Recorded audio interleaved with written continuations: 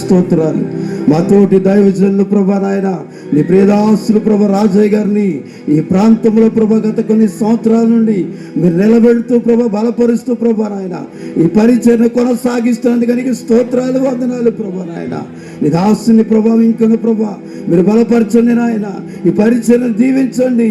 ఇంతమంది దైవజనులు ఇక్కడ అడుగు పెట్టడం ద్వారా నాయన ఈ పరిచర్య అభివృద్ధగునుగాక యేసు నామములో. ఏ బేజు సరిహద్దులు ఆశీర్వదించబడినట్లుగా తూర్పు పడమర ఉత్తర దక్షిణ నలుదిశల ఈ సేవా క్షేత్రాలు ఆశీర్వదించబడును గాక, అభివృద్ధి పరచబడును గాక, నూతన ఆత్మల పరిచయలో కట్టబడును గాక. ఈ ప్రాంతంలో ప్రభా నాయన సువార్త గంటలో మారు మోగుటుకుని కృపణ ఇచ్చేది నాయన. నీకు వందనాలు, స్తోత్రాలు నాయన. ఈ రాత్రి ప్రభు ఏ ప్రయాసంతో ఏర్పాటు చేయబడిన ఈ గుడికిని మీరు ఆశీర్వదించి దీవించండి నాయన. ఇంతవరకు నాయన దాసులు చక్కటి వర్తమానం అందించారు ప్రభా. నీ నిర్ణయమే గొప్పది ప్రభా నాయన.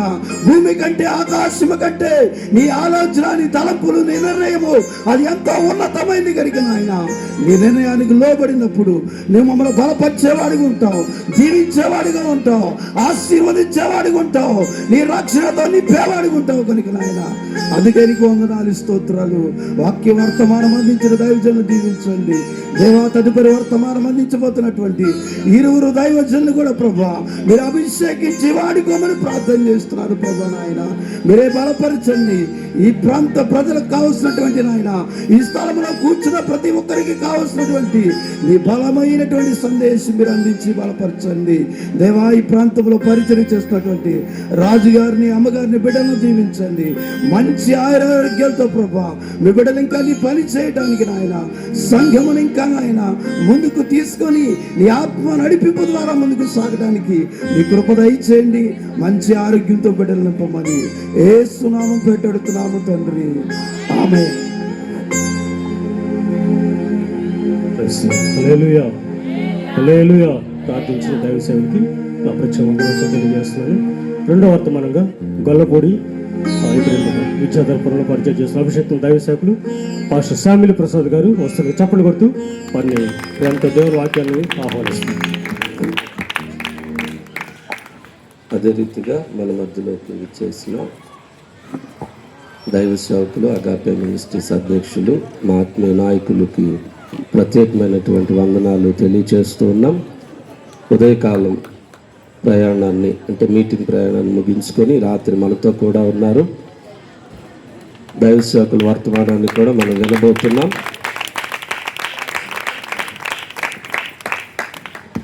కూర్చుందాం. చాలా సంతోషం. మరి రాత్రి ఈ రీతిగా మనం ప్రభువును స్తుతించడానికి, ఆరాధించడానికి దేవుడు మనకిచ్చినటువంటి భాగ్యాన్ని బట్టి ప్రభువును స్తుతిస్తూ ఉన్నాను. దైవ సేవకులు రాజు పాస్టర్ గారు గత 20 సంవత్సరాలుగా వారి కుటుంబ సభ్యులందరూ కూడా పరిచయస్తులు అన్నమాట. మేమందరము కలిసి ఒకే చోట ఎదిగిన వారు. దైవ సేవకులు మా ఆత్మీయ తండ్రి పిటి వర్గీస్ గారు అదే మందిరంలో రక్షించబడడం, అలాగుననే దేవుని వాక్యం నేర్చుకోవడానికి బైబిల్ స్కూల్కు వెళ్ళడం, మరలా తిరిగి అక్కడి నుంచి వచ్చి సేవలో స్థిరపరచబడడం, ప్రభువు కొరకు ముందుకు కొనసాగడం జరుగుతూ ఉంది. అలాగున్న దైవ సేవకుల యొక్క మాదిరి ద్వారా ఈరోజు పలు ప్రాంతాలలో దేవునికి మహిమకరంగా మేము నిలబడుతున్నాం, వాడబడుతున్నాం. దానికి దేవుని కృప అదే సమయంలో దైవ సేవకులు మా ఆత్మీయ తండ్రి యొక్క ప్రోత్సాహం అయి ఉంది. అది ఖచ్చితంగా ఎక్కడికి వెళ్ళాం మేము చెప్పే మాట. ఈ రాత్రి ఈ రీతిగా కొద్ది నిమిషాలు దేవుని వాక్యాన్ని ధ్యానించడానికి దేవుడిచ్చిన అవకాశాన్ని బట్టి దేవుని స్తుతిస్తున్నాను. అలాగుననే నా తోటి సేవకులైన వారందరికీ కూడా, మినిస్ట్రీలో ఉన్న సేవకులు, మిగిలిన సేవకులందరికీ నా హృదయపూర్వకమైన వందనాలు తెలియపరుస్తూ ఉన్నా.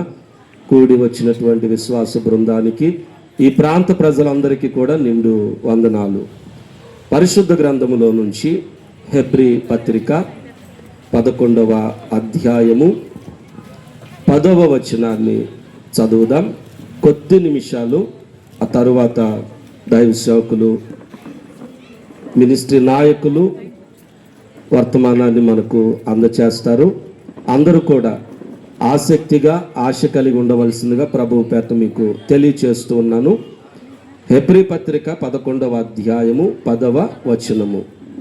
ఎలయనగా దేవుడు దేనికి శిల్పియు నిర్మాణకుడై ఉన్నాడో పునాదులు గల పట్టణము కొరకు అబ్రహాము ఎదురు చూచుచుండెను. నాతో కలిసి ఓ మాట చెప్పండి. పునాదులు గల పట్టణము కొరకు అబ్రహాము ఎదురు చూచుచుండెను.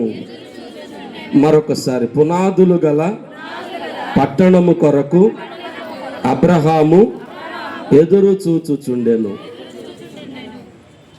ఆలోచన చేద్దాం. యేసు ప్రభు మంచి నిర్మాణకుడు. యేసు ప్రభు నిర్మించేదేమిటి? సహజంగా సమాజంలో మనం ఇప్పుడు ఎరుగుదాం, అమరావతి ప్రాంతానికి వెళితే బ్రహ్మాండమైన వెంచర్లు ఉన్నాయి. మనల్ని కూర్చోబెట్టి 25-50 సంవత్సరాల తర్వాత జరగబోయేదంతా ఇమేజ్ అక్కడే చూపిస్తూ ఉంటారు ఏఐలో. వాటిని నమ్మి ఈఎంఐ లెక్కలోనో లేదు సాధ్యమైతే తగ్గిస్తారు అంటే నేరుగా డబ్బు పెట్టో ఆ స్థలాలను ఏం చేస్తారు? కొనుగోలు చేస్తారు. గ్రేటెడ్ కమ్యూనిటీ, అందులోనే పార్కులు ఉంటాయి, అందులోనే జిమ్ ఉంటుంది, అందులోనే అన్ని ఫెసిలిటీస్ అంటే సౌకర్యాలు సౌలభ్యాలు ఉంటాయి. ఆ గ్రేటెడ్ కమ్యూనిటీలో ఒక ఇల్లు కావాలి అంటే తక్కువ ధర ₹1,00,00,000. తక్కువ ధర ₹1,00,00,000. ఎందుకంటే మా గొల్లపూడి 1 సెంటర్లో ఉంది గ్రేటెడ్ కమ్యూనిటీ. ఇప్పుడే రోడ్డు ప్రక్కనే కడుతున్నారు. ₹1,00,00,000 నుంచి ప్రారంభం. గ్రేటెడ్ కమ్యూనిటీ అలా అని చెప్పి గొల్లపూడి అంతా ఒక పట్టణము అని పిలవలేం. గొల్లపూడి అనేది ఒక గ్రామం. కానీ అబ్రహాము దేని కొరకు ఎదురు చూస్తున్నాడట? ఒక గ్రామములో కట్టే నివాసము కొరకు, ఒక పట్టణములో కట్టే, ఒకరు ఏర్పాటు చేసే, ఒక వర్గము నిర్మించే నివాసము కొరకో కాదు. దేవుడే స్వయముగా తన స్వహస్తాలతో తన చేతులతో ఏ పట్టణాన్ని కడుతున్నాడో ఆ మహిమ కలిగిన పట్టణము కొరకు అబ్రహాము ఎదురు చూస్తూ ఉన్నాడట. దేవునికి స్తోత్రం చెల్లిద్దాం. హల్లెలూయా. అందులోనే అన్ని వసతులు ఉన్నాయి. గ్రేటెడ్ కమ్యూనిటీ కంటే సౌలభ్యాలు కలిగినటువంటి, సౌకర్యాలు కలిగినటువంటి, ఈ భూమి మీద ఉన్నటువంటి బ్రహ్మాండమైనటువంటి బిల్డర్లు ఏర్పాటు చేసే దానికంటే దేవుడు ఇక్కడ గొప్ప వింత ఏమిటి అంటే, ప్లానరు యేసయ్యే, బిల్డరు యేసయ్యే. స్తోత్రం చెప్పండి. ఇక్కడ మధ్యవర్తులు, మీడియేటర్లు ఎవరు లేరు. నేరుగా యేసు ప్రభువా నేను నిన్ను నమ్ముచున్నాను అంటే ఆ గ్రేటెడ్ కమ్యూనిటీలో మనకి నివాసం వస్తుంది. స్తోత్రం కలుగును గాక. అన్ని డిపార్ట్మెంటుల వారు నివసించే అపార్ట్మెంటును పరలోకంలో ప్రభు తయారు చేస్తున్నాడు. అన్ని డిపార్ట్మెంట్లు అందులో ఉండబోతున్నాయి. దాని పొడవెంత, దాని వెడల్పెంత, దాని ఎత్తెంత? దాని పొడవు 2200 కిలోమీటర్ల పొడవు, 2200 కిలోమీటర్ల వెడల్పు, 2200 కిలోమీటర్ల ఎత్తు కలిగినటువంటి ఓ గొప్ప పట్టణమును ప్రభువైన యేసుక్రీస్తు పరలోకములో నిర్మిస్తున్నాడు. స్తోత్రం కలుగును గాక. ఆ పట్టణము కొరకు అబ్రహాము ఎదురు చూస్తున్నాడు. ఆ పట్టణము కొరకు అబ్రహాము కలలు కంటూ ఉన్నాడు. ఆ పట్టణములో చోటు కొరకు అబ్రహాము తగతగలాడిపోతా ఉన్నాడు. బంగారపు వీధులు కలిగిన, మణిమాణిక్యములు రత్నరాశులతో ఏర్పాటు చేయబడినటువంటి నగరం అది. ఆ నగరానికే బైబిల్లో చాలా పేర్లు ఇవ్వబడ్డాయి. పరమ కానానని, సియోనని, అదే సమయములో పరిశుద్ధ పట్టణము అని, బంగారపు వీధులు కలిగిన నగరము అని, గొర్రెపిల్ల మహిమ నివసించే స్థలమని, ఇలాగున అనేక పేర్లతో పిలవడం జరిగింది. ఒక్క మాటలో చెప్పాలంటే ఈ రాత్రి ఇక్కడ నిలబడి బోధించే నేను కూడా రక్షించబడింది, యేసు దగ్గరకు వచ్చింది ఆ నగరములో స్థలము కొరకే. స్తోత్రం కలుగును గాక. ఈ రాత్రి ఇక్కడ మీరు కూర్చున్నది, అలాగుననే సేవకులమైన మేము బోధించేది ఆ నగరములో చోటు కోసమే. ఆమేన్. 1 కోటి కాదు, దానికి ఉన్నటువంటి విలువలను అంచనా వేస్తే, దానికి ఉన్నటువంటి ఆ నైపుణ్యతను ఆలోచన చేస్తే, 1 కోటి కాదు 100 కోట్ల రూపాయలు పెట్టినా సరే అందులో చోటు దొరకదు. అయితే మనసు మార్చుకొని, జీవితం మార్చుకొని ప్రభువు తట్టు తిరిగితే ఉచితంగా అందులోకి యేసయ్య ప్రవేశం ఇస్తున్నాడు. ఒకసారి చపలు కొడుతూ యేసుకు స్తోత్రాలు చెల్లిద్దాం. కృప ద్వారా ఉచితమైన ప్రవేశం. ఆ నగరము, ఆ పట్టణము, అందుకే చెప్పి అన్ని డిపార్ట్మెంటుల వారు ఉండే అపార్ట్మెంట్ అని. 10 ఫ్లోర్లో, 100 ఫ్లోర్లో, 1000 ఫ్లోర్లో కాదది. అసలు దాని పునాదులు సామాన్యమైనవి కావు. 12 పునాదులు, 12 గుమ్మాలు. ఇలాగున ఆ పరలోకపు పట్టణము కొరకు, ఆ మహిమ కలిగిన పట్టణము కొరకు, ఆ సియోను పట్టణము కొరకు అబ్రహాం ఏం చేస్తా ఉన్నాడు అంటే ఎదురు చూస్తూ ఉన్నాడు. అసలు జరిగిన కథ ఏమిటి అంటే, అబ్రహామును దేవుడు కల్దీయుల ప్రాంతంలో నుంచి పిలిచాడు, కానాను ప్రాంతాన్ని ఇస్తానన్నాడు. ఎక్కడి నుంచి పిలిచాడండి? కల్దీయుల ప్రాంతము నుండి పిలిచాడు. ఏ ప్రాంతం ఇస్తానన్నాడు? కానాను ప్రాంతం ఇస్తానన్నాడు. అబ్రహామును మరలా పరీక్షిస్తూనే ఉన్నాడు. 12వ అధ్యాయముతో ఆరంభించబడిన పరీక్షలు 24వ అధ్యాయం వరకు ఆరంభించబడ్డాయి. ప్రతి అధ్యాయములో అబ్రహాం పరీక్షించబడ్డాడు. పిలుపులో పరీక్షించబడ్డాడు, బంధుత్వములో పరీక్షించబడ్డాడు, అర్పణలో పరీక్షించబడ్డాడు. ఇలా అన్ని రకాల పరీక్షలు ఎదుర్కొన్నాడు. అన్నిటికంటే చాలా తీవ్రమైన, కఠినమైన పరీక్ష ఏమిటి అంటే తన కుమారుడైన ఇస్సాకును బలిగా అర్పించడం. అన్ని పరీక్షల్లో నెగ్గాడు. సొంత కుమారుణ్ణి బలిపీఠం మీద బలి అర్పించడానికి అబ్రహాము ఇంటి దగ్గర నుంచి ఎలా బయలుదేరాడంటే, పెళ్లి కూతురు కొరకు పెళ్లి కొడుకు ఇంటి వారితో పెందల కాడే లేచి సందడిగా బయలుదేరతారు కదా, అలా బయలుదేరాడు. ఉదయాన్నే లేచిపోయాడు, గాడిదకు గంతలు కట్టేశాడు. పనోళ్ళు విస్తారంగా ఉంటే ఇద్దరిని లేపి తొందరగా రెడీ అవ్వండి అన్నాడు. గొడ్డలు తీసుకున్నాడు, బలి అర్పణ కొరకు కట్టెలను స్వయంగా చీల్చాడు, మోపులను కట్టాడు, గాడిద మీద పెట్టాడు, వేడుకగా బయలుదేరుతున్నాడు. ఎక్కడికి? బలిపీఠం మీద బిడ్డను అర్పించడానికి. కారణం అబ్రహాముకు తెలుసు, నా బిడ్డను బలిపీఠం మీద పెట్టి బలి అర్పించిన తరువాత పరలోకము నుండి ఒకవేళ అగ్ని దిగి వచ్చి ఆ బలి అర్పణను దేవుడు అంగీకరించి ఆ బలి అర్పణ బూడిదే అయ్యి ఆ బూడిద గాలిలో కలిసిపోయిన ఆ గాలిలో కలిసిన బూడిదను మరలా తిరిగి తీసుకొని వచ్చి నా బిడ్డను సజీవునిగా నాకు అప్పగించగలిగిన వాడు నేను సేవించు దేవుడు. హల్లెలూయా. అంత విశ్వాసము కాబట్టి వేడుకగా బయలుదేరాడు.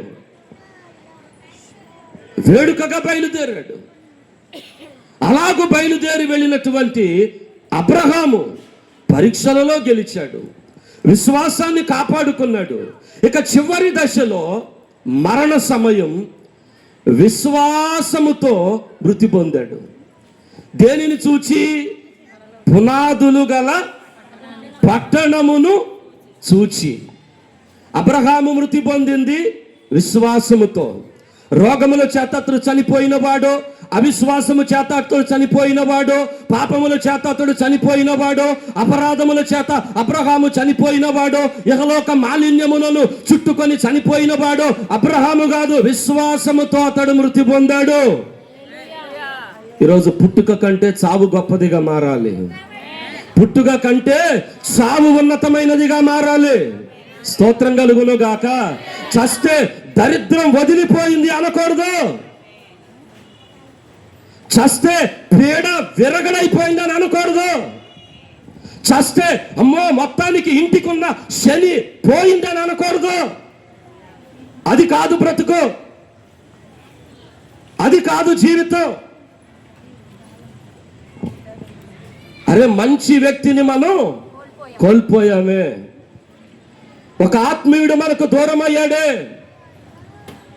అని చెప్పి 10 మంది మాట్లాడుకొని ప్రభువును గణపరిచే విధంగా ఈ లోకాన్ని వదిలిపెట్టి వెళ్ళిపోవాలి. స్తోత్రం కలుగును గాక.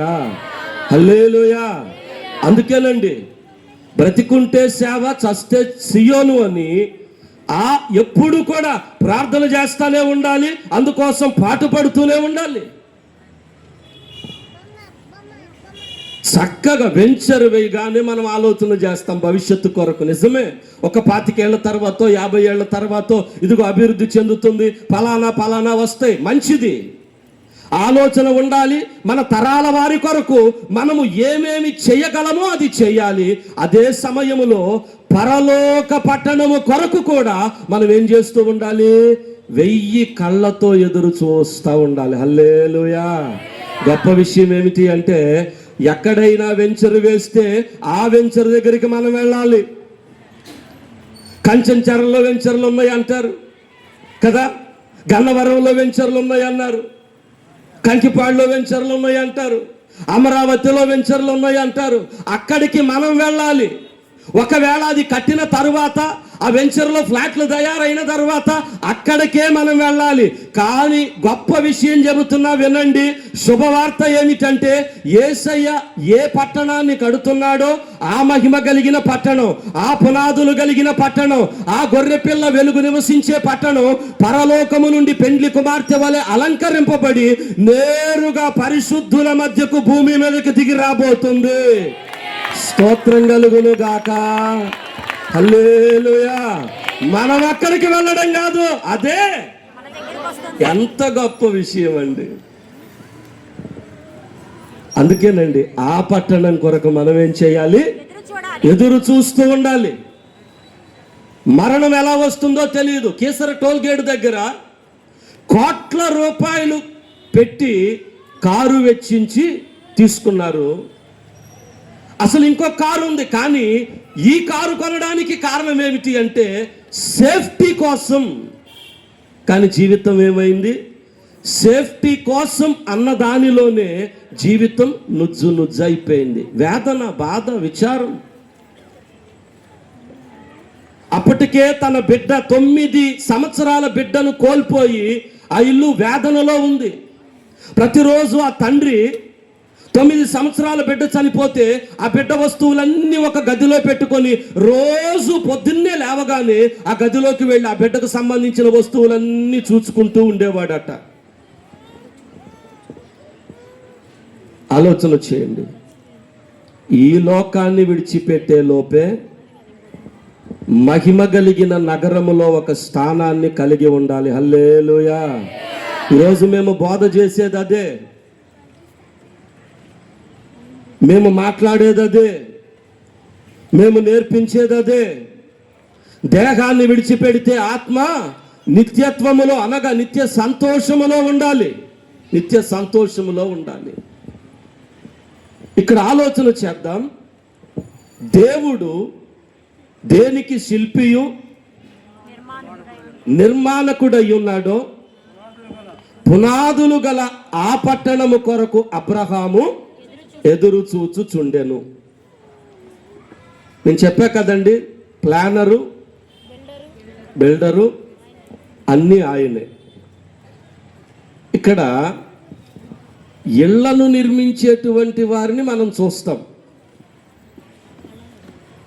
అలాగుననే ఈ మధ్య కాలంలో శరీరములో ఉన్నటువంటి అవయవాలు పాడైతే శరీర అవయవాలను నిర్మించే వాళ్ళను చూస్తున్నాం. కానీ మార్పు చెందిన బ్రతుకును నిర్మించడం అనేది ఈ భూమి మీద ఎవరి తరం కాదండి. మారిన మనిషిని నిర్మించడం అనేది ఎవరి తరం కాదండి. కట్టడాలను నిర్మించే వాళ్ళు ఉన్నారు, రహదారులను నిర్మించే వాళ్ళు ఉన్నారు. ఆలోచన చేద్దాం.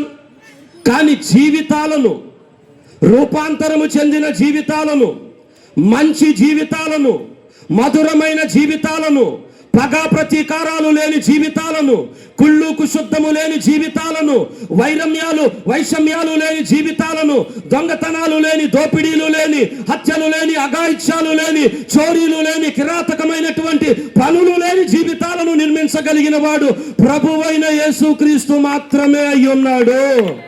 హల్లెలూయా. ఆయన జీవితాలనే ఇంత బాగా నిర్మిస్తే ఆయన పరలోకములో నిర్మించేటువంటి పట్టణం ఇంకెంత గొప్పగా ఉంటుందో. ఆ పట్టణం కోసమే ఈ అబ్రహాం ఏం చేస్తా ఉన్నాడు? ఎదురు చూస్తూ ఉన్నాడు. ఇక్కడ ఇంకొక మాట, అబ్రహాముకున్న స్వార్థం భూమి మీద ఇంకెవరికైనా ఉంటుందా అని నా మనసుకు అనిపించింది. అబ్రహాముకున్న స్వార్థం భూమి మీద ఉన్న వాళ్లకు ఉంటుందా అని అనిపించింది. కారణం ఏమిటి? కల్దీయుల ప్రాంతములో నుంచి పిలిచాడు, శపితమైన ప్రాంతము నుంచి పిలిచాడు, ఆచార సంబంధం, మలినమైన ఆచార సంబంధమైనటువంటి ప్రాంతము నుంచి పిలిచాడు. పిలిచి పాలు తేనెలు ప్రవహించే దేశాన్ని ఇస్తానన్నాడు. నువ్వు త్రవ్వకుండగానే రాగి వచ్చే, అసలు కట్టిన ఇల్లు పెట్టిన పొయ్యి అన్న చందాన బ్రహ్మాండమైనటువంటి దేశాన్ని ఇస్తానన్నాడు. ఎవరికి? అబ్రహాముకి. అప్పుడు అబ్రహాం అంటాడు, నాకు అక్కర్లేదు అంటాడు. ఎవరిస్తే చెప్పరే, మాట్లాడండి. అండి బాగున్నారండి? తూర్పుగోదావరిలో అండి అండి అంటారు, మనకు వస్తే గారు గారు అంటారు, రాయలసీమకి వెళ్తే డూ అంటాడు. వచ్చిండు ఎమ్మెల్యే అయినా సరే డూనే చెప్పాలా, మంత్రి అయినా సరే వచ్చిండు డూ. ఇక హైదరాబాద్ తెలంగాణ ఆంధ్రాబాయ్, ఇక తిరువురు రూ అంటే చివరి అక్షరం బట్టి అంత భాష అంతా అక్కర్లా, ఏ అక్షరాన్ని బట్టి తెలిసిపోద్ది, చివరి అక్షరాన్ని బట్టి తెలిసిపోద్ది. ఎప్పుడు ఒక మాట అంటారు, సారథి రాయలసీమ కాబట్టి నేను చెప్పొచ్చు, ఇప్పుడు ఇబ్బంది లేదు.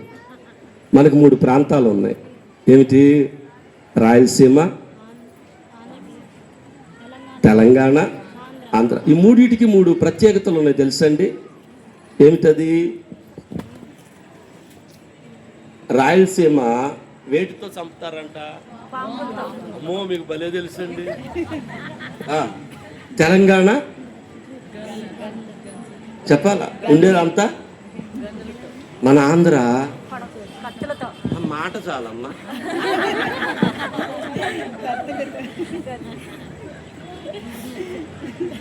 ఏమిటి? ఫ్యాక్సినిజం, నక్సలిజం, ఇది శాడిజం అంట. మళ్ళీ నా మీదకి రాకండి.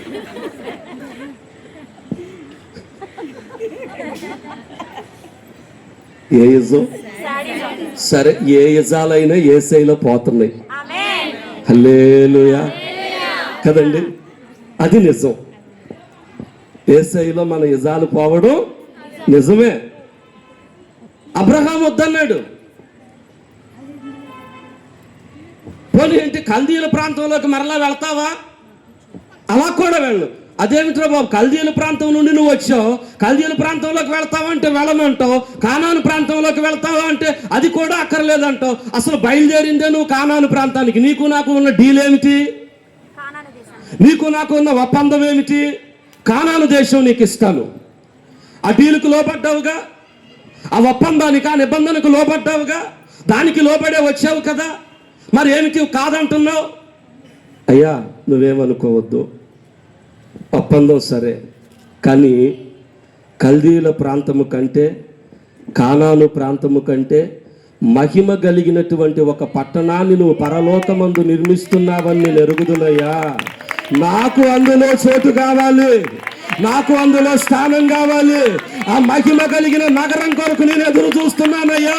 కళ్ళకు కనబడే పాలు తేనెలు ప్రవహించే దేశము కాదు. నీవు దేనికి శిల్పివియు, నిర్మాణకుడవై ఉన్నావు. ఆ మహిమ గల పట్టణములో నాకు స్థానము కావాలి. స్తోత్రం కలుగును గాక. ఈ రాత్రి అందరూ అదే ఆశ కలిగి ఉందాం, అందరము అదే ఆశతో ఉందాం, అందరము అదే ఆశతో ముందుకు వెళదాం. ప్రభువుని అడుగుదాం. ఈ భూమి మీద మనం ఎన్ని కలిగి ఉన్నా అవి దేవుడిచ్చిన అవకాశాలు. ఈ భూమి మీద మనం ఎంత సంపాదించినా అది దేవుడిచ్చిన కృప. ఎందుకంటే ఒకనికి భాగ్యము సంపాదించడానికి సామర్థ్యమును కలగజేయువాడు ఎవరు? దేవుడే. అయితే ఆ భాగ్యమంతటి వైపు కాకుండా పరలోకమందు, పరలోక పట్టణమందు మహిమ కలిగిన ఒక నగరం ఉంది. అబ్రహాము వలె ఆ పునాదులు కలిగిన పట్టణము కొరకు మనం ఏం చూస్తూ ఉండాలి? ఎదురు చూస్తూ ఉండాలి. హల్లెలూయా. రాజు వస్తున్నాడు, స్తోత్రం చెప్పండి. హల్లెలూయా. ఆ రాజు వస్తున్నాడు, స్తోత్రం చెప్పండి. ఆ రాజు మహిమ గల పట్టణమును తెస్తున్నాడు, స్తోత్రం చెప్పండి.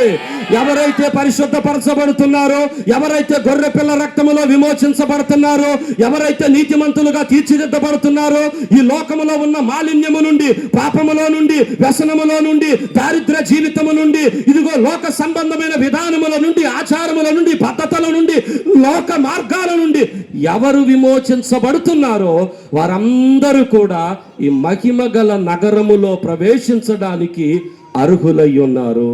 స్తోత్రం. ఈ రాత్రి ఆ నగరములో నివసించే నిరీక్షణను కలిగిన వారిగా మనమందరము ఉందుము గాక. చిన్న ప్రార్థన. దయగల ప్రభువా నీకు స్తోత్రాలు. ఈ రాత్రి కొద్ది సమయం మీరు మాతో మాట్లాడినందుకు కృతజ్ఞతలు నాయనా. ఇదిగో నా తండ్రి, అగాపే మినిస్ట్రీస్ అధ్యక్షులు, వ్యవస్థాపకులు, మా నాయకులు, ఆత్మీయ తండ్రి, మా ప్రభువు వారు నిలబడబోతున్నారు. మీరు నాయన చక్కగా బలపరిచి అభిషేకించి వాడుకోండి.